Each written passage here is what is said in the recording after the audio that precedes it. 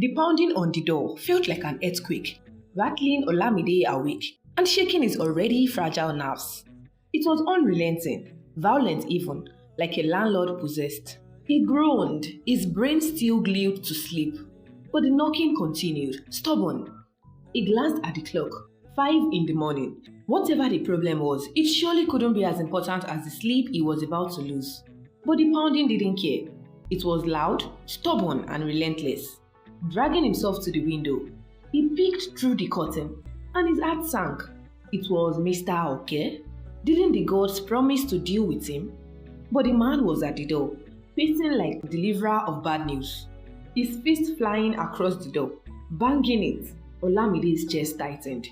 So, this is how betrayal feels. He would never trust the gods after this, he swore. He opened the door cautiously, peering out like someone expecting a team of police. Mr. Oke barged in with the urgency of someone delivering breaking news. His voice came out rushed and jumbled, words piling on top of each other. Olamide blinked, only catching pieces of the frantic explanation. Son, take, drink. You are the healer. Healer? Olamide barely suppressed a laugh, though it came out as a panicked snort. Me? Healer? God forbid. His eyes darted around the room, looking for the camera that might be recording this surreal moment. Surely, this had to be a prank. But Mr. Oke's desperation filled every corner of the room, his wide, pleading eyes pulling Olamide into his orbit. And then, the words came like a slap. If Olamide could save his son, Mr. Oke would rent the room to him forever. No strings attached. Forever. Olamide looked at his shitting room, shaking his head at the ridiculousness of it all. His life must be crazy if he was even contemplating dancing to the landlord's madness. The Nokia 3310 buzzed on the bed, cutting through the tension. Olamide picked it up reluctantly, his anger barely contained.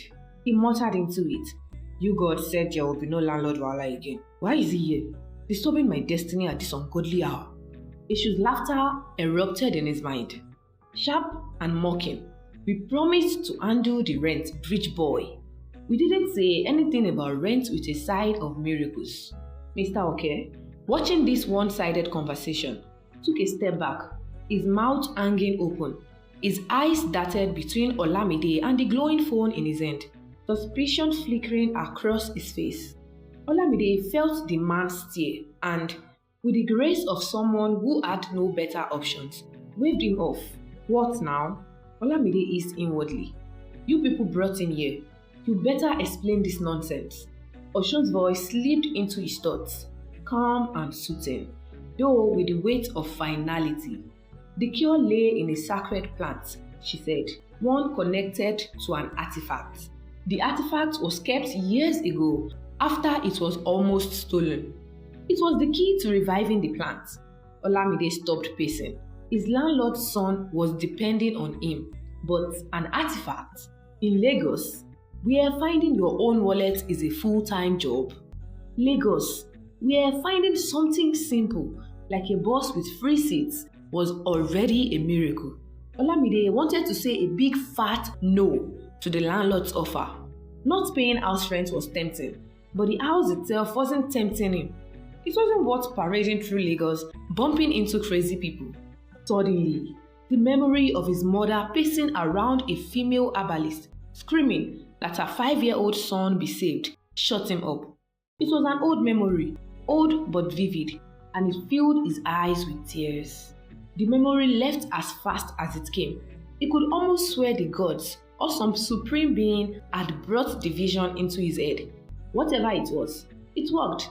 The landlord's trembling voice brought him back to reality. "If you can save my son," he paused, his hands tightening, "you will never have to worry about rent again. I would do any other thing you ask for." Olamide met the landlord's terrified eyes, his mind racing. The man was pacing like someone ready to auction his soul for salvation. His desperation clung to the air, thicker than the heat rising from the streets outside.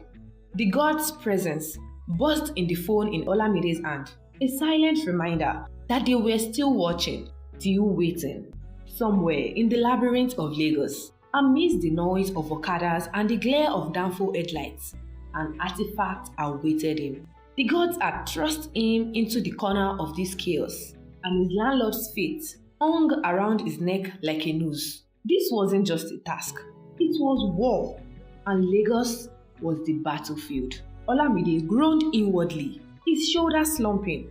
This wasn't the life he had signed up for, but it was the one the gods had written for him.